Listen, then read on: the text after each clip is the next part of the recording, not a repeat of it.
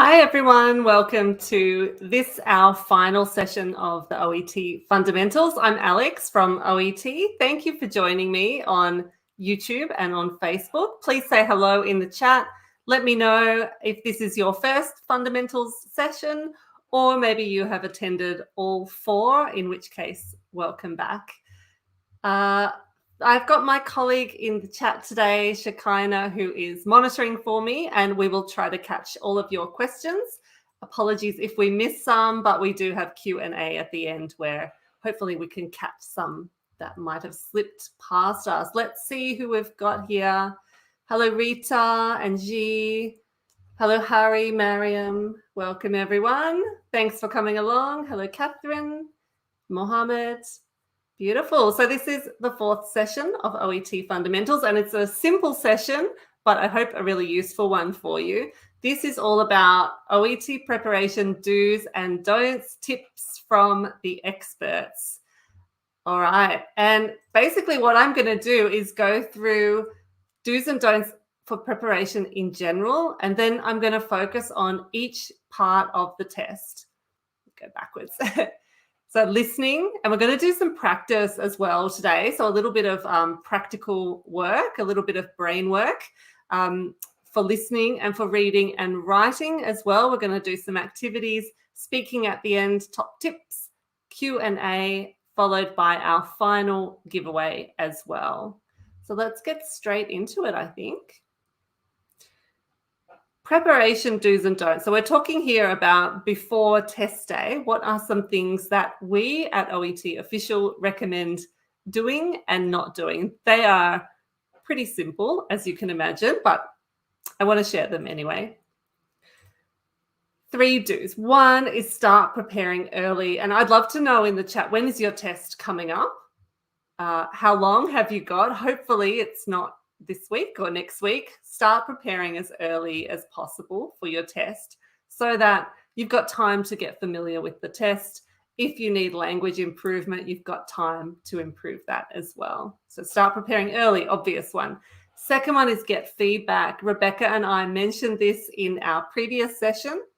Our premium preparation providers are the best people to provide you with feedback on your writing and speaking. They know the criteria really well. They are highly qualified teachers. So make sure you get feedback so that it's not a surprise when you get your results. You should have a really good understanding of your level before you take the test. All right, so Catherine's test is 18th of December. Lindsay as well.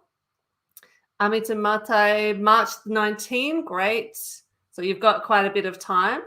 December, you've got a few weeks. That's okay as well. There's lots that you can do in that time. Good to see, guys. Third tip for OET preparation is use English as much as possible.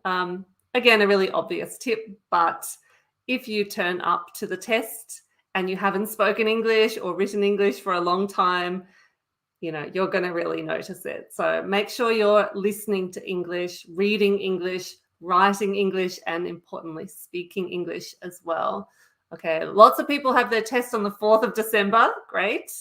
I'm going to share some resources with you all tonight that will help you, and we'll try and answer your questions as well. So those are 3 key do's. Let's have a look at some of the don'ts.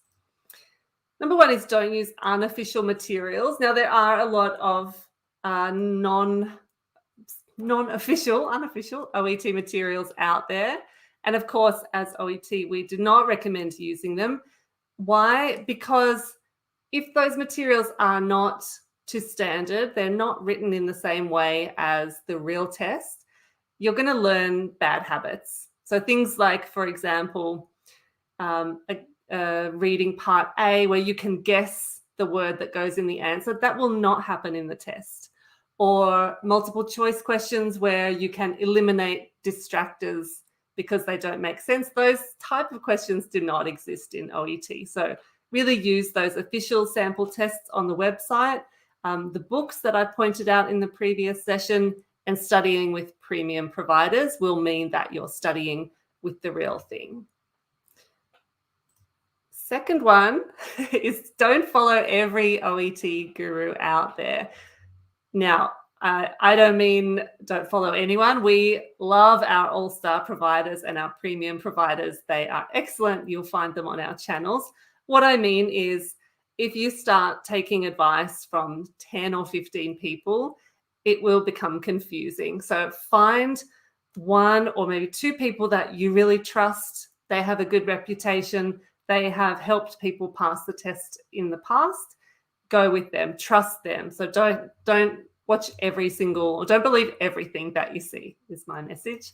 And lastly, don't neglect language development. So part of test preparation is not just OET sample tests, it's also building up your vocab. So little things like keeping a vocab journal, making flashcards, making sure that you're using grammar correctly. You're not just using the same grammar all the time. Maybe you're starting to expand your range as well. So those are 3 simple do's, 3 simple don'ts for OET preparation. Lana says, like YouTube listening, it's horrible. Yeah, there are some good things out there, absolutely, but there are some dodgy materials just to be aware of. Now, on this general preparation tip section, I also want to mention here Edwin. Do you guys know Edwin here in the picture?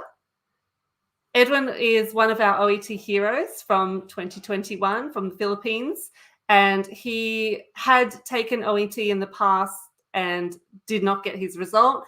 We connected him with a premium provider. He took his test in August, passed with flying colors, and Edwin is now working in Blackpool in the UK, and he was kind enough to share his top study tips with us, and we're sharing that in the chat box with you now. So grab that link and bookmark it, because Edwin really knows what goes into OET preparation and OET success. So I'm not going to read it all, but if we look at the headlines here, you can see some really good stuff. So number 1 from Edwin is get to know what OET is about.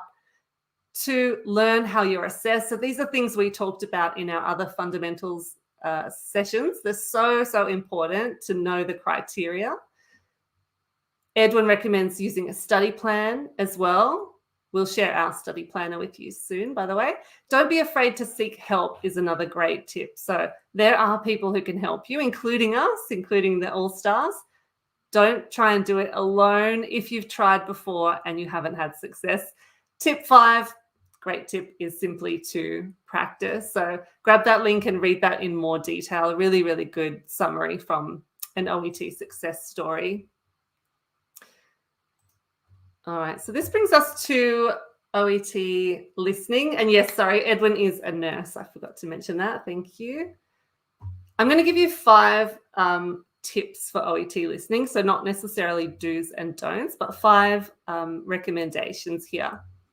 By the way, if you've got questions about each of the subtests, please pop them in the chat box or wait until the end in the Q&A section, and I'll try to answer them then with my colleague. Okay, 5 top tips. First one, easy one, is know the test format. So know what to expect in the listening test. When you turn up on test day, there should be no surprises for you. You should know exactly how many questions, how long it's going to take, what are the instructions. So the listening test follows a format. So let me give you a quick quiz on this. Can you tell me just quickly in the chat box, how many parts are in OET listening? How many parts are there? Let's see who's the quickest today. How many parts in OET listening? Well done, Nijita. You're the first 3 parts. In part A, how many questions are there in total? In part A, how many questions are there? Well done, everyone. So I get to the test. I'm ready to go. How many questions am I expecting? Well done, Srindanditha. There are 24 questions. Good, Alicia, you got it. There are 12 plus 12. So 2 separate discussions, 12 questions each. And what kind of questions are they in part A? What sort of questions will I expect?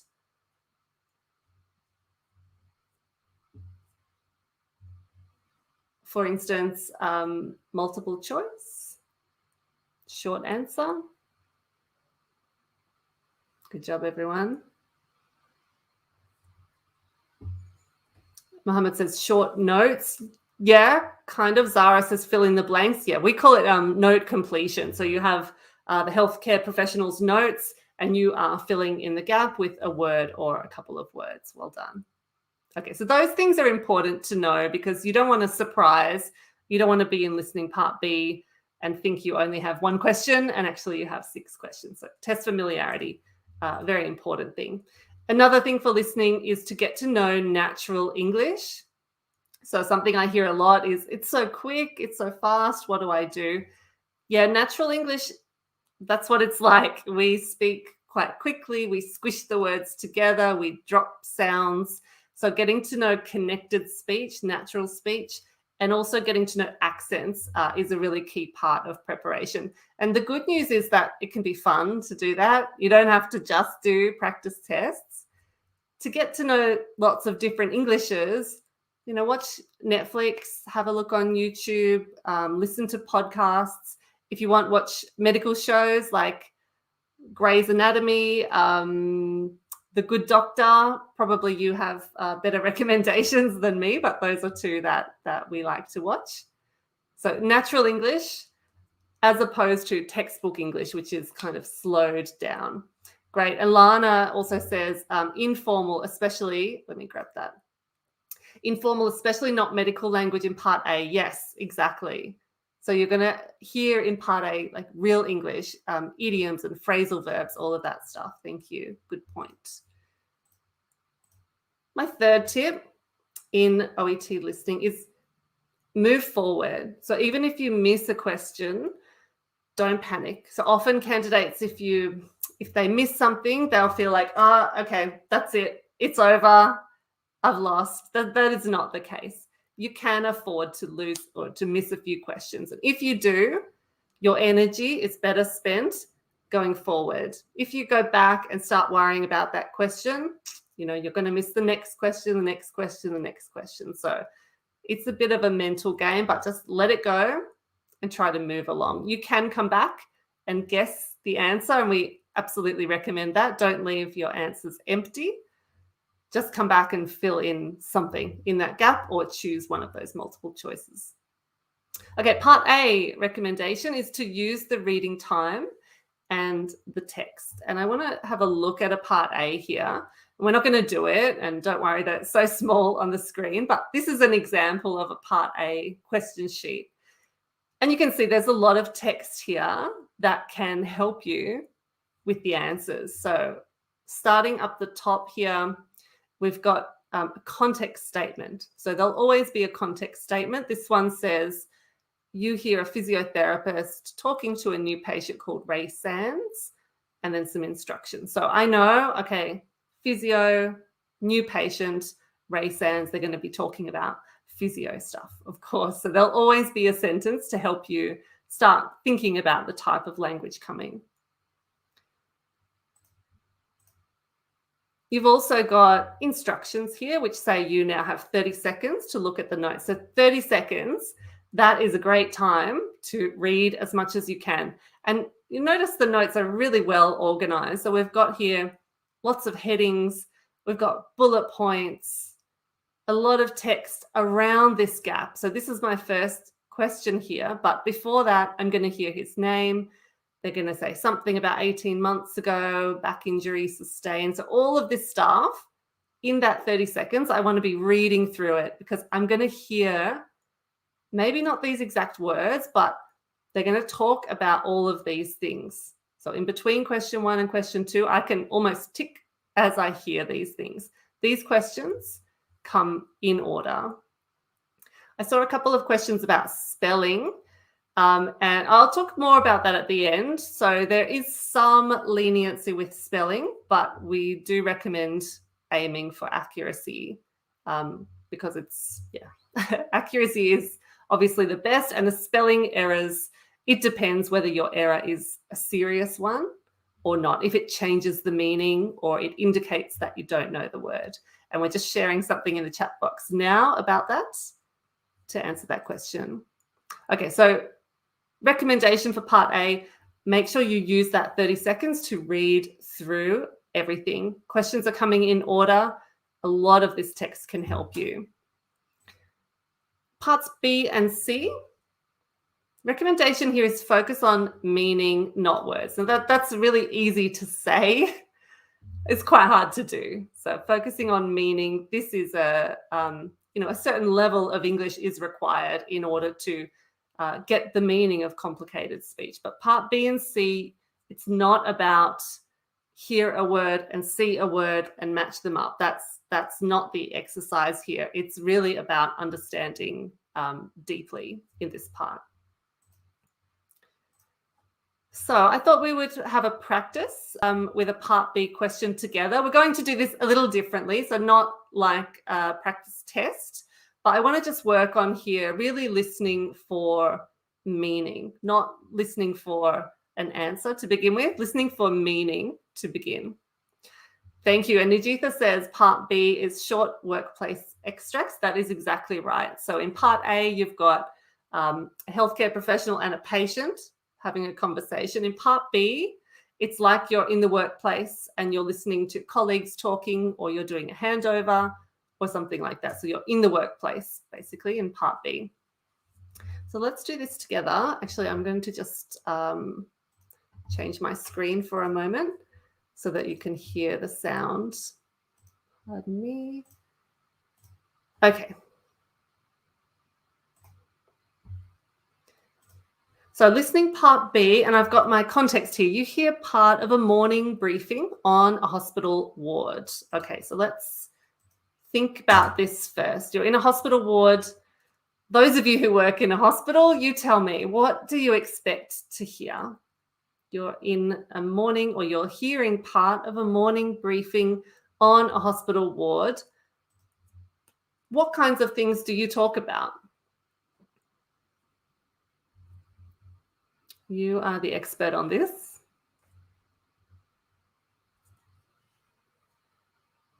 Great, Lana. Okay, so handover. And what kind of information is exchanged in a handover? Patient's endorsement. Okay. What does that mean? Can you tell me more about that? Care of the patient. Very good. Gina says the patient's current status. Great. Shivam says discussion related to patient management. Yep. Patient condition, treatment. Yeah, beautiful. So all of those things, exactly right. Future plans. Very good. Thanks, Anne. Okay, so let's listen. Let's listen to this handover. And let's check if your guesses were correct. Are they talking about the patient's care? Are they talking about changes, as Lana says? Are they talking about future treatment? Let's see. So big, broad question. Just type your answers into the chat. Let's go.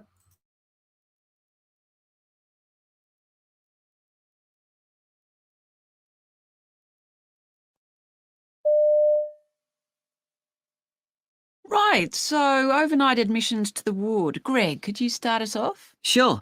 We have Sue Deans in bed 5. She's a 54-year-old female who was brought into the emergency department by police overnight. She has a history of poorly controlled paranoid schizophrenia. She presents with chronic persecutory and paranoid delusions and also significant thought disorder. She's to remain in high dependency unit care until the stabilization of her symptoms. We'll be observing her every 15 minutes and monitoring the level of her distress, psychosis, and any response to interventions offered. Okay, I'll review the clinical and detention status this afternoon. Now, what's the plan for discharge? Social work interventions required for placement and community support options, and that's been booked for tomorrow. Also, an application for the appointment of legal guardian may be required. Right. We'll consider that at tomorrow's ward round. Okay, how did we go? I can see the chat box flying here. Patient's medication, handling the patient, the plan today, discharge plan. Okay, today's planning, handover, nice. Okay, so let's get a little more detailed here. I'm going to give you some other questions to answer. We're going to listen again here. All right, now I want you to catch who is the patient, maybe her name or her age. Perhaps you already caught this before. Why is she there? So she's in hospital. What happened? What's her background? What's her medical history? What is the plan for today? And finally, what is the longer term plan? So from tomorrow onwards. Okay, so let's listen again and see if you can catch all of those details. Just in note formation is fine. Of course, in listening part B, by the way, if you're new to OET, it's multiple choice questions. So you won't have these type of questions. This is just an activity for you. Okay, so let's listen again.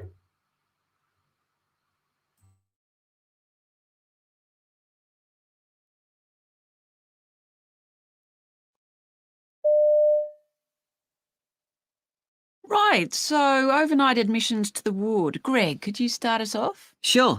We have Sue Deans in bed 5. She's a 54-year-old female who was brought into the emergency department by police overnight. She has a history of poorly controlled paranoid schizophrenia. She presents with chronic persecutory and paranoid delusions and also significant thought disorder. She's to remain in high dependency unit care until the stabilization of her symptoms. We'll be observing her every 15 minutes and monitoring the level of her distress, psychosis, and any response to interventions offered. Okay, I'll review the clinical and detention status this afternoon. Now, what's the plan for discharge? Social work interventions required for placement and community support options, and that's been booked for tomorrow. Also, an application for the appointment of legal guardian may be required. Right. We'll consider that at tomorrow's ward round. All right. Lana, Tiza, Akila, you are doing a great job in the chat box there. Some really excellent details that you're picking up. Well done. I'm going to show you the script and let's run through the answers using the script. Well done, Trebor. Wow, look at all of this detail. Fantastic. Well done, Anne. Excellent. I have high confidence for you all with your tests. A really good start here. Okay, so here's the script. And the first question was, who is the patient? Who is the patient? I'll do this one, or I'll highlight this one. Most, I think, caught it. Maybe not her name. That's not important really in part B. But Sue Deans, she's a 54-year-old female. Well done, Ratner. Why is she there? Let's see.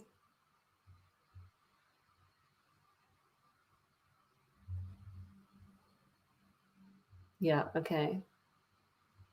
So why is she there? She was brought in to the emergency department by police. A few of you picked that up. The police brought her in. She presents with chronic persecutory and paranoid delusions and also significant thought disorder. So that's why she's here. Well done, Chetan. Let me put your answer up. Fantastic. Fantastic summary. Well done. Okay, what's her background? A history of poorly controlled paranoid schizophrenia. History of poorly controlled paranoid schizophrenia. Well done, Blessing. What's the plan for today? So today, she is to remain in the high dependency unit care until the stabilization of her symptoms down here. We will be observing her every 15 minutes, monitoring the level of distress, psychosis, and response. So this is the plan for today. Longer term, what's the plan?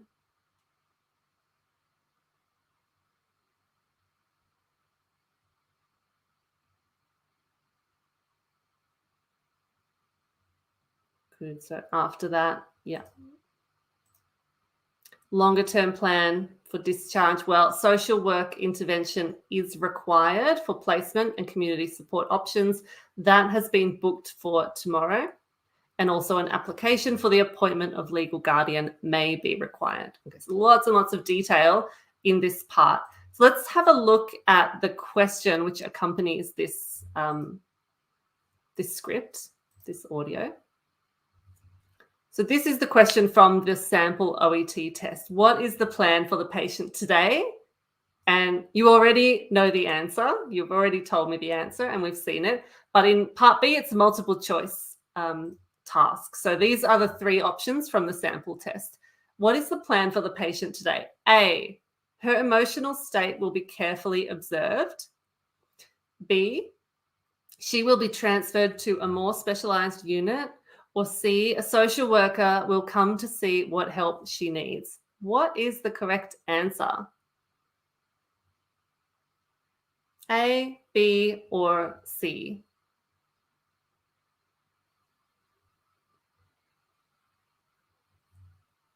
All right, so we've got, looks like majority of people going for A, a few people saying B, couple of people saying C.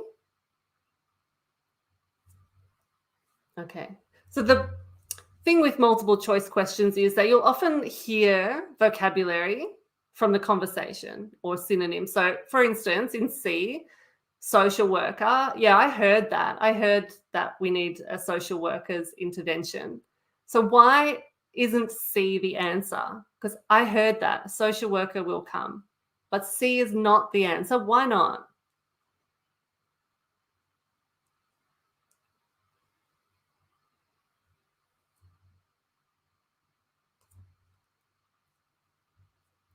Wait for someone to tell me. To give away the suspense, A is the correct answer. Thank you. Ronell says C is for long term. And in fact, C is tomorrow. The social worker is coming. But the question is, what's the plan for the patient today? Okay, so this question, this part here is everything in these questions. Okay, so the question is not just what did you hear? What words did you hear? What is the plan for the patient today? Yeah, well done, everyone. So that's coming tomorrow. A is the correct answer. Her emotional state will be carefully observed. We'll be observing her every 15 minutes, monitoring the level of her distress, psychosis, and any response. So definitely A is the answer. Yeah, well done, everyone. And that's how distractors often work. You'll think, oh, I heard that word, but it doesn't answer that question. Okay, that was from sample test 1, which you can find on the OET website and in your study guide as well, which we'll share shortly. Let's move along. We'll have to pick up the pace a bit. Onto OET reading. Let's start with our 5 reading tips. Tip number 1, do part A questions in order. So this is our recommendation. I'm going to show you what part A looks like if you're new to OET, and explain why doing them in order is a good idea. So this is a part of a question sheet from reading part A.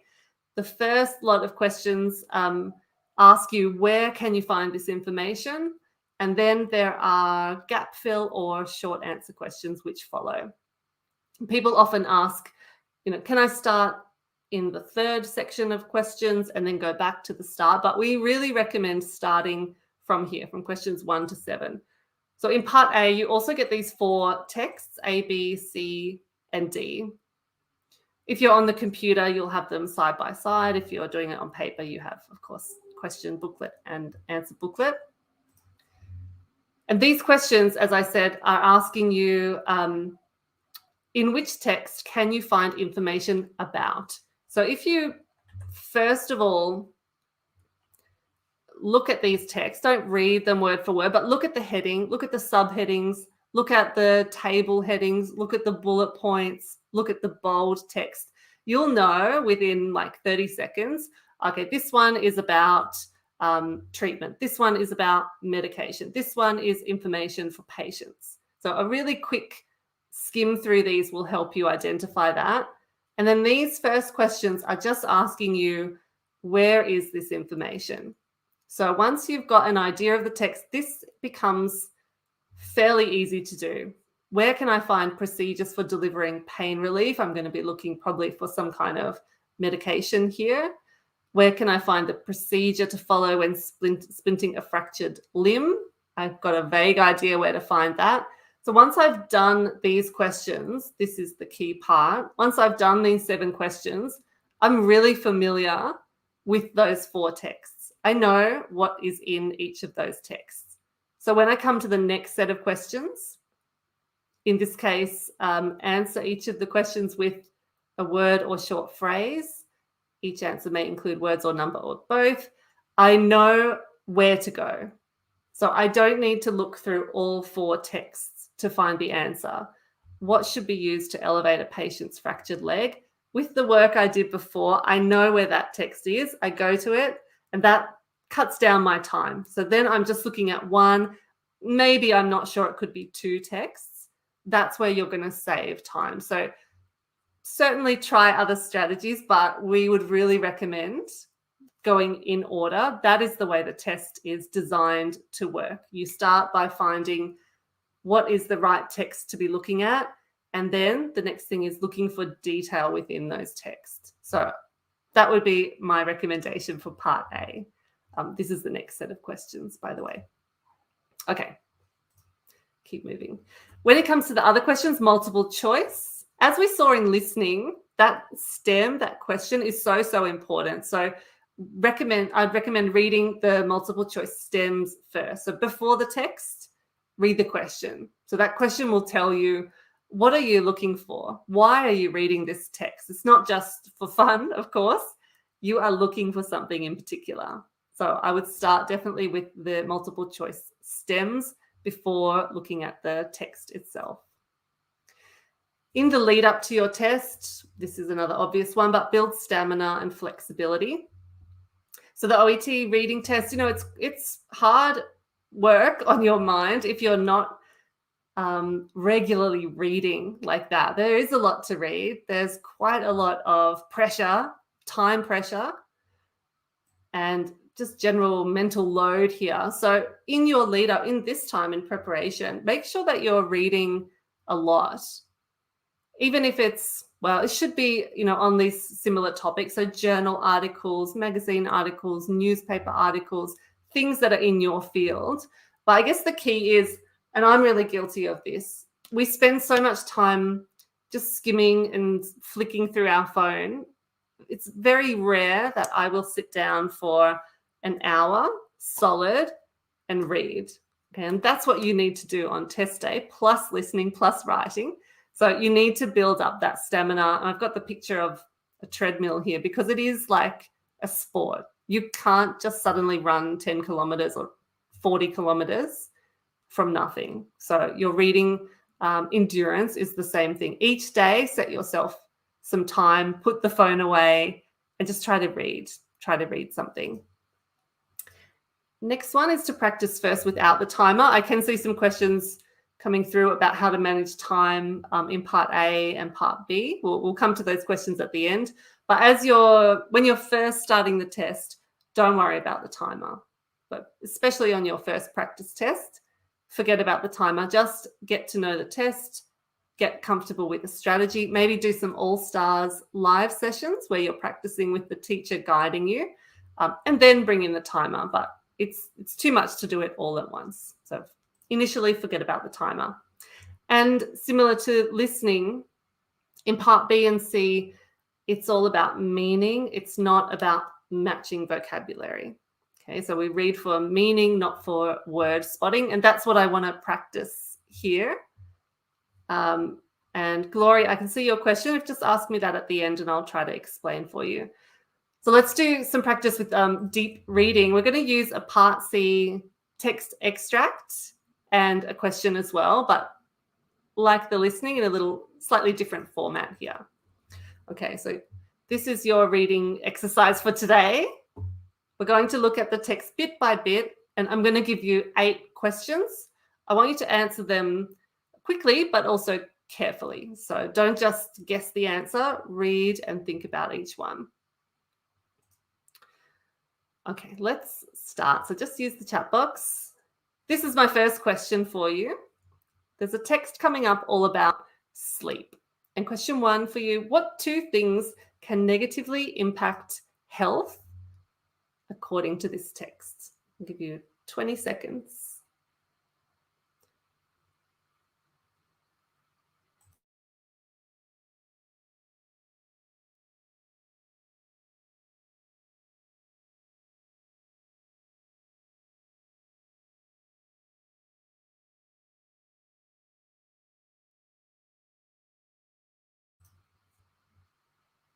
Okay, I'm going to help with this first one.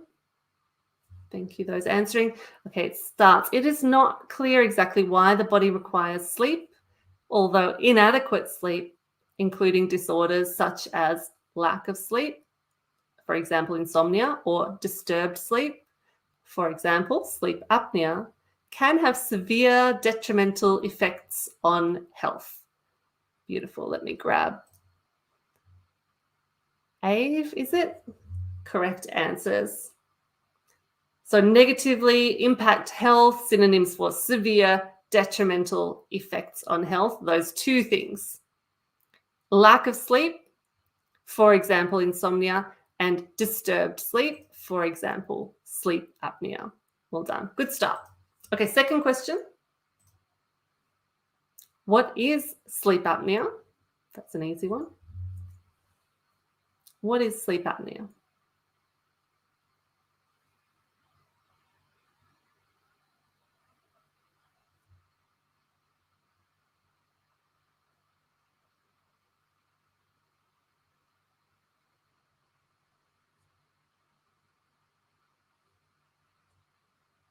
Beautiful. Chetan says disturbed sleep. Well done. So even if I had never seen the word sleep apnea, I can see that it's in brackets. It's got EG. So that tells me it's an example of this. It's an example of disturbed sleep, a type of disturbed sleep. Well done. Okay, let's get a little more difficult. What three things characterize insomnia? What three things characterize insomnia? 20 seconds.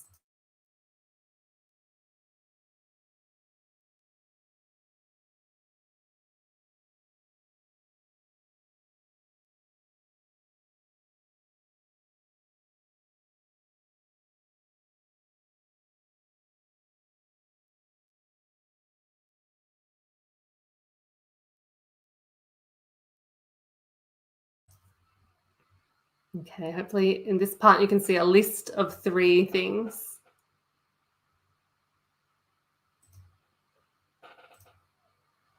So 1, difficulty falling asleep.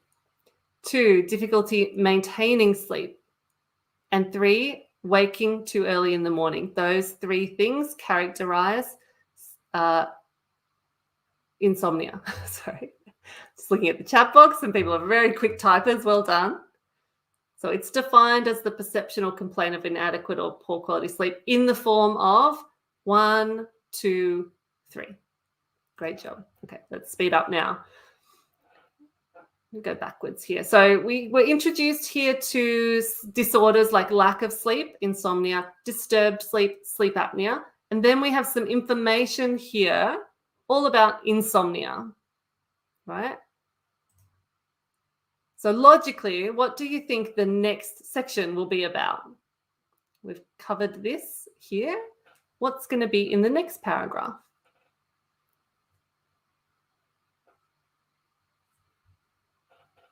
You've got it. A very good guess. They're probably going to talk about this other thing, which was mentioned, sleep apnea. And indeed, that is what the next section is about. Well done, Sanjana and Anne. Question 5, what are 2 possible causes of sleep apnea? 2 possible causes.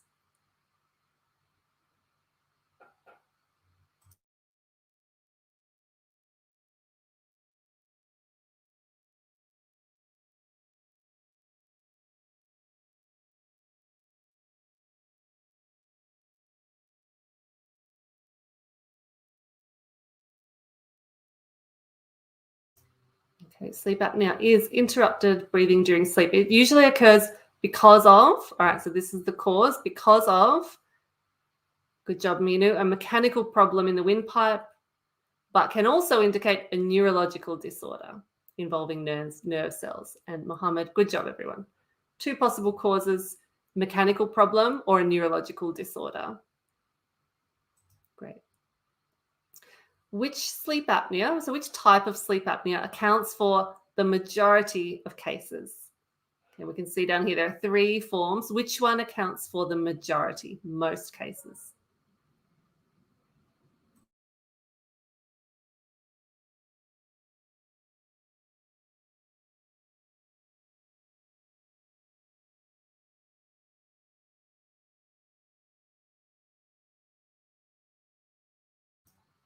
Okay.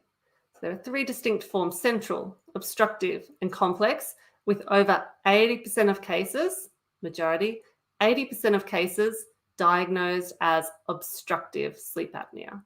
So that's our answer. Obstructive accounts for the majority. Well done. Most of you got that. Almost there. 7 is obstructive sleep apnea mechanical or neurological? Is it mechanical or neurological?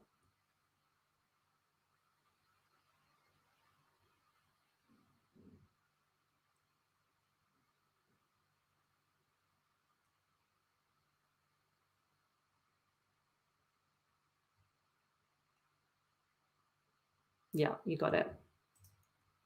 So the breathing is interrupted by a physical block of airflow. This means mechanical. Great job, everyone. We've all got that. Final question. What happens during mixed sleep apnea? What happens during mixed sleep apnea?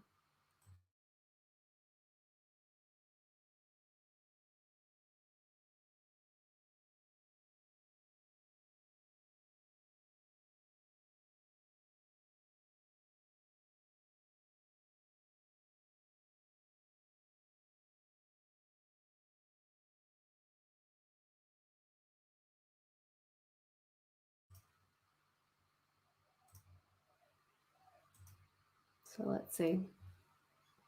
In mixed sleep apnea, which accounts for above 15% of apnea cases, there is a transition. Well done, Emma and Stephen. Transition from central to obstructive features during the events themselves. Well done. Did anybody get all 8 of them correct, do you think? It's pretty hard and pretty hard to read on your phone, I'm sure, as well. But you guys did really well. So on the screen now, I've got the OET question. So from this Part C text, a little bit smaller, but hopefully you can read it. This is my question: obstructive sleep apnea. And then we've got 4 options here. Obstructive sleep apnea. A is mechanical and neurological in origin, mechanical and neurological. B, it accounts for a minority of cases of sleep apnea. C, it occurs before sleep apnea. Or D, it can occur with sleep apnea. I'm going to give you 30 seconds. There is only one correct answer. Let me know in the chat box what it is.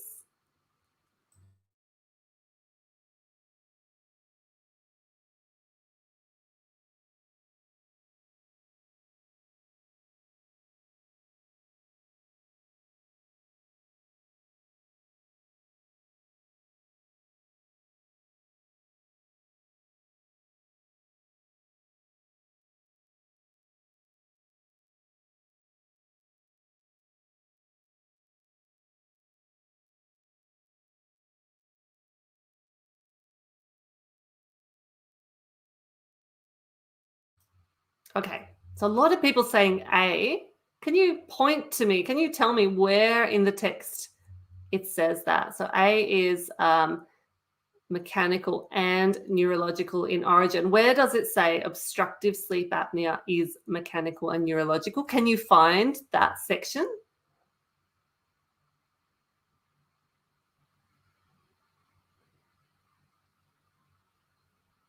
I think if you look closely, probably not. So obstructive sleep apnea is where breathing is interrupted by a physical block. So it is not neurological, it is mechanical. Okay, sleep apnea can be mechanical or neurological, but we are talking here about obstructive, so not A. How about B accounts for a minority of cases? Also no. Over 80% of cases are obstructive, so majority, not minority. Okay, so I've only got C or D left. It occurs before or it can occur with. It is not C. In mixed sleep apnea, which accounts for blah, blah, blah, there is a transition from central to obstructive. Okay, so it doesn't come before central sleep apnea. It comes after. There's a transition from central to obstructive. Therefore, and the answer is indeed D, it can occur with central sleep apnea. This is the same section. They can happen in the same sleep event. Well done, answers. The last sentence supports letter D. Okay, so that was really interesting for me to see because we all answered those 8 questions correctly. But when presented with a multiple choice question, the majority just chose A, I feel, maybe just recognizing vocabulary. Yes, mechanical, neurological, we talked about that, but you've got to be so careful with these questions. So it's not just about the words that you see. So in this case, obstructive sleep apnea is mechanical and neurological. You have to show me, where does that say it in the text? And it doesn't say that. Okay, so you might be confusing sleep apnea and obstructive sleep apnea. Okay, so the good news is that I can see you have strong reading skills because you answered my guided questions. But for many of you, working on multiple choice strategy and just maybe slowing down a little bit, I think will be beneficial for you. Whenever you're doing multiple choice, really important to see, it doesn't matter. Maybe you chose A or B, whatever, it doesn't matter. The important thing is then you realize, oh, okay, that was wrong because I was too fast, or I missed that word, or I didn't know that vocabulary. That can be a reason as well. Lana says, understanding plus math. Oh, no maths involved. Okay, we are running out of time, so I'm going to go quickly now through OET writing tips so that we have time for our Q&A. 5 writing tips. Number 1, practice your test type. What I mean here is if you're taking the test on computer, practice writing on the computer. If you're taking the test on paper, print out the answer sheet from our website, get your pencil, your pen, and practice writing by hand. Don't go to the test having not written by hand for a long time. You will really feel the pain. So computer, practice on the computer. Paper, practice on paper. Second one is get your writing checked. We talked about this in our session yesterday. Premium preparation providers can check your writing against the criteria. So if you're really not sure what your level is, or perhaps you've already done the test and didn't get your score, take it to someone who knows the criteria well and get them to explain to you where in the criteria you need to improve. Really worthwhile thing to do. Next one is to practice all different types of letters. So use all the sample letters on the website, and also practice writing to people that you don't know, people that you haven't written to before. Like write a letter. Maybe there's a sample letter asking you to write to a nurse in an aged care home.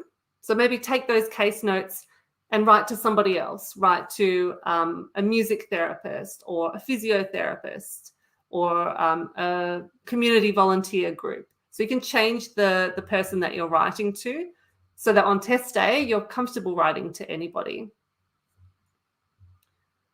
Just keeping one eye on the chat box here. 4th tip is to throw away your templates. So there is not one way to write the letter in OET. You need to be really flexible. Each letter is different. Each case notes, each set of case notes are different. Each patient is different. Even the samples, those good samples you'll find on the website, they are not the only way to write a letter. Okay, so don't memorize a template and squish every letter into that. We have some great All-Stars classes on writing. You can find them on our YouTube and Facebook group, so be sure to check them out to see how to really write a good letter. And lastly, keep your reader in mind. And this is so, so key for OET writing. Your reader is everything. So everything that you choose from the case notes, the way that you organize your letter, the style of writing, it's all about your reader. So does the reader need to know this? Where can I put this information so that the reader can access it because it's really important? What do I want the reader to do? Where should I put that request in my letter? So everything relates to your reader. I'm just going to unshare for a moment because we are running a little behind. Thank you. And we're sharing something here about the letter layout in the chat box. Okay. Almost there, everyone. You've done a great job. I've made you work much harder in this session than usual, so you are probably feeling quite tired. We're going to talk quickly about OET Speaking. I wanted to give you some examples of 3 do's and 3 don'ts for OET Speaking. So rather than me just talk about it, I wanted to show some examples. So we're going to play a quick video to outline top 3 do's and top 3 don'ts. And then we'll get on to our Q&A and lastly, our giveaway before the end. All right, here we go. 6 top tips for OET Speaking. Tip 1, start the role play confidently and appropriately. Assessors are listening for how well you start the interaction. It will be different for every role play and situation, but it's important that you take charge from the start. Don't wait for the interlocutor to start. This is your job. Use the role play to check the context and start with confidence. Tip 2, take opportunities to explore the patient's perspective. The role play is a bit like a game of catch. The interlocutor is throwing you opportunities to pick up and explore their concerns. Don't miss these opportunities. Look at this example.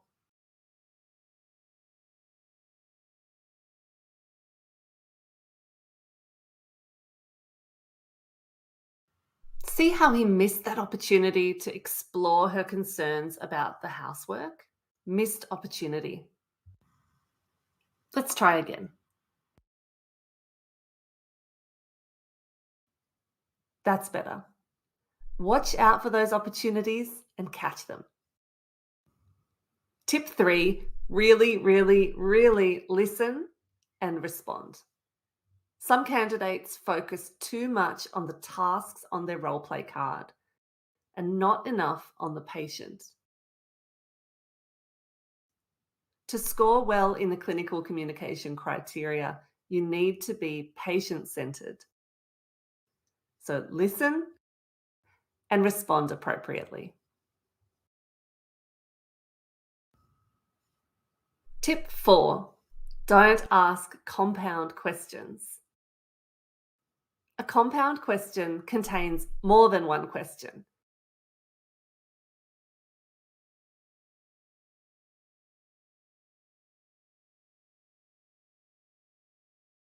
It can be confusing for the patient and for you. Ask one question at a time. Tip 5, don't immediately dismiss the patient's concerns. The interlocutor or patient might say that they're worried about something. Don't just dismiss this immediately. This can come across as judgmental or lacking in empathy.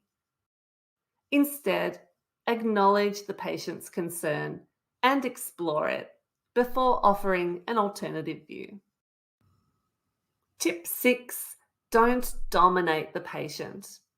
During the role play, be careful of talking too much at the patient or interrupting them. The role play is a two-way street. Make sure you ask lots of questions and allow the patient plenty of space to contribute. Let's recap the top tips. Number 1, start the role play confidently and appropriately. 2, take opportunities to explore the patient's perspective. And 3, really listen and respond. Tip number 4, don't ask compound questions. Tip 5, don't immediately dismiss the patient's concerns. And tip 6, don't dominate the patient.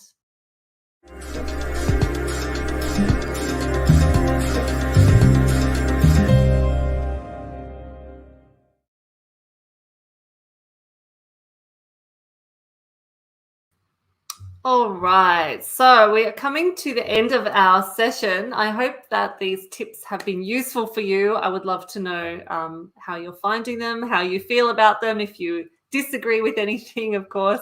I want to share, just before we get to the Q&As, our study guide. Hopefully a lot of you already have this. This is our downloadable, interactive, super comprehensive collection of preparation resources. We'll share the link in the chat box with you now. Grab that link, download it. It has so much stuff in there that can help you get started or dig deeper with your preparation. So it's divided into the OET basics and then into listening, reading, writing, speaking, using our resources, OET Official, and also our OET All-Stars beautiful materials as well. So please grab that. Thank you, everyone. I'm glad you're finding it helpful. Very happy to hear that. Okay, it's Q&A, and I'm going to invite my colleague Shakina Mohol to join me for this. Shakina is also part of the OET education team. Hi, Shakina. Hi, Alex. Hi, everyone. Shakina is a teacher, an OET author, just an all-round legend here at OET, and she's going to help me grab some questions and answer as many as we can in a few minutes. I'm sorry, we've gone a bit over time. So thank you, Shakina. Let me know if there's anything that you want to talk about straight away. Otherwise, we will browse the chat box. Great. So I think I've seen one question about the different types of OET letters. And somebody was asking how many types are there. So just to say yes, that, the three types are, of course, referral, transfer, and discharge. But the goal is the same. So it doesn't matter what type of letter you've been asked to write. Make sure you focus on the writing task, on your reader, as you said, Alex, and those tips that you've given. I think those are what you need to focus on. And that should help you to write a really, a wonderful letter. So I'm just, we've got a little bit of a blog on that. I'll just post it in the chat now for those of you interested. And in that blog, you'll find that for some professions, there are, letters of advice to patients, but that's, that's not for all the professions. That's just for some professions like pharmacy, veterinary science, and sometimes speech pathology and occupational therapy. So hopefully that blog will give you more details, but yeah, that was a question I saw there.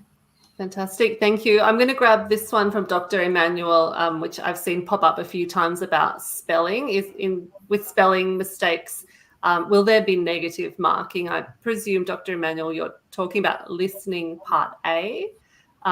There's not negative marking, like you never lose. We don't deduct points.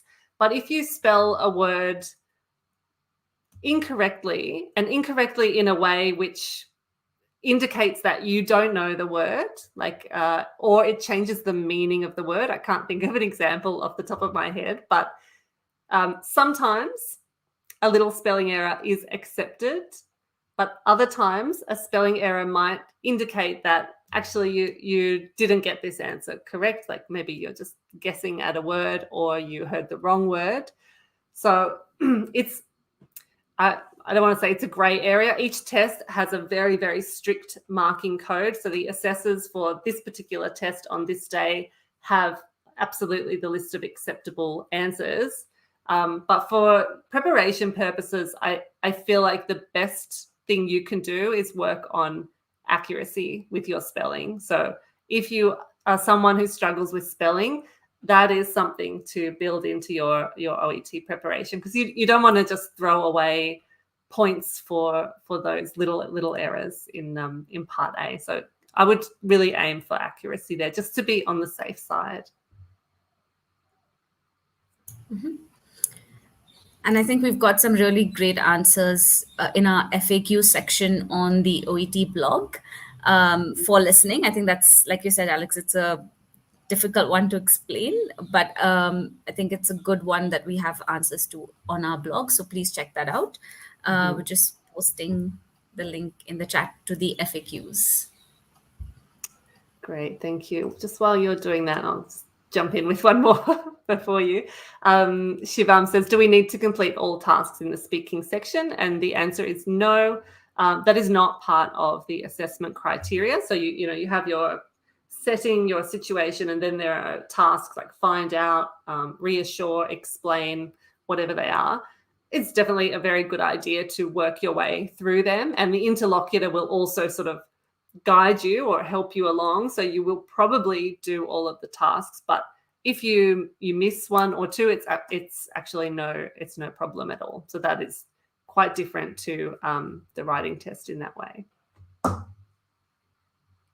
Sorry, Shakina, I'll give you a go.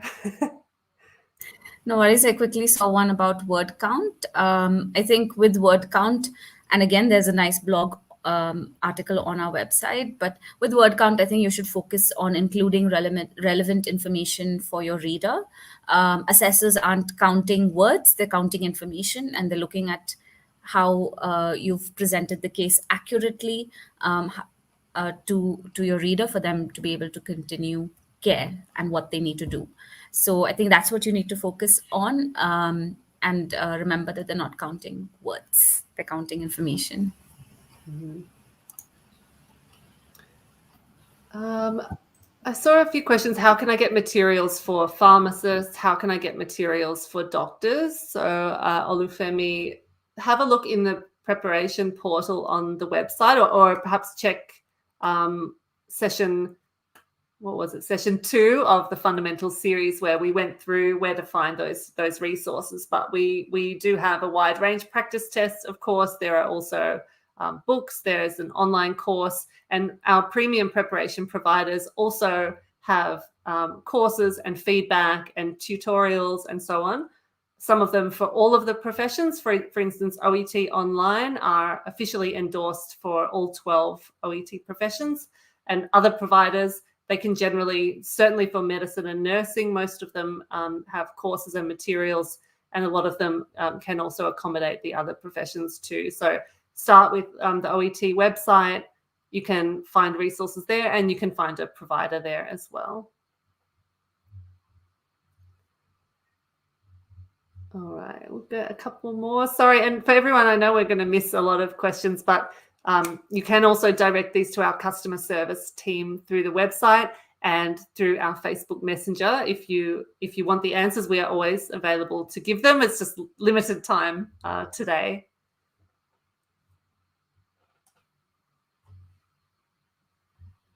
Okay, I can see one here about writing. If I'll just bring that up, perhaps. So can I spend more than 5 minutes for case preparation if I use 10 minutes but complete the task within the 45 minutes? So you want to confirm if you can take notes, so write after 5 minutes. Yes, you can absolutely do that. Remember, the first 5 minutes is reading time. So just for the first 5 minutes, you're not allowed to mark anything on your question paper. So, but after that, yes, feel free to write, to take, make your notes, maybe a rough plan, but just make sure you time yourself well while you're practicing, so that you're able to complete your letter and leave some time for checking at the end. Fantastic. All right, we're a bit over time, so I'm going to let's do our giveaway, the most important thing perhaps. And as I said, I'm very sorry that we can't answer everyone's questions. Rebecca will be here. She's here every 2 weeks with her live Q&A, where she has a whole hour available to answer your questions. So bring them along, or contact customer support. We never want you to feel like you can't get the answers. You can get the answers through customer service and Facebook Messenger. We are here for that. Now, let's do a giveaway. During our live series, we have been giving away free Pulse vouchers. This is the OET placement test. It gives you a score for your reading, for your listening, for your language knowledge. It is not OET, it's a different test, but it will help you start your OET preparation, get an indication where are you now, and you get a pathway to how to improve. So today we have one free Pulse voucher to give away.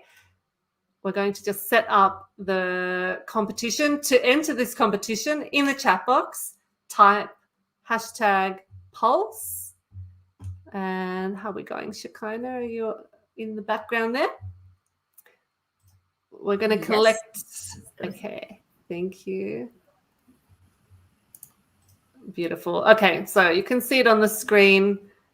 To enter the competition, just type #Pulse into the chat box on Facebook or on YouTube.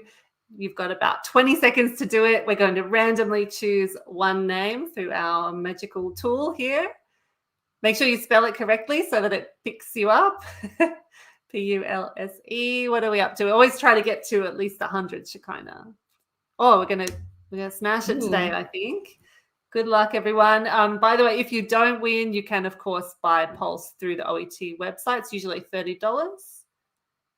So, yeah, a good place to start your prep. 130. Oh, look at this. Oh, beautiful. Maybe we can hit 200 today. Ooh. We'll give everyone 5 more seconds. 4, 3, 2, and will you click draw for me, Shakina? Yep. Good luck, everyone. Dun, dun, dun, dun. Who's it going to be?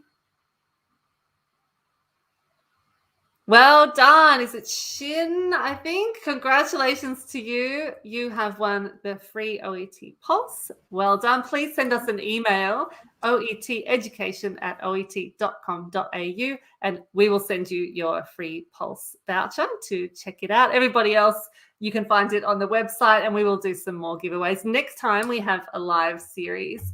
But for now, that brings us to the end of our OET Fundamentals live series. It's been so fun to be here and get to know you all. I hope that you found this useful. You can find all 4 videos on our YouTube channel and on our Facebook channel. Congratulations to all of our winners. I want to say a big thank you. And also, we would love your feedback. Oh, thank you. Lana says, I have used the OET Pulse. It's very useful. Great. Love to hear that. That's good to hear. So, yeah, please give us your feedback on our live sessions. We are always trying to improve. We want to give you whatever you need to pass your test and get on with your life as a healthcare professional. Shakina, it was great to have you here. Thank you. It was lovely being here. And I think such great interaction from everyone in the chat. It was a really wonderful experience being here. Yeah, it was fun. So thank you, everyone. We will see you again next time. Have a wonderful day or night. And bye for now. Bye, everyone.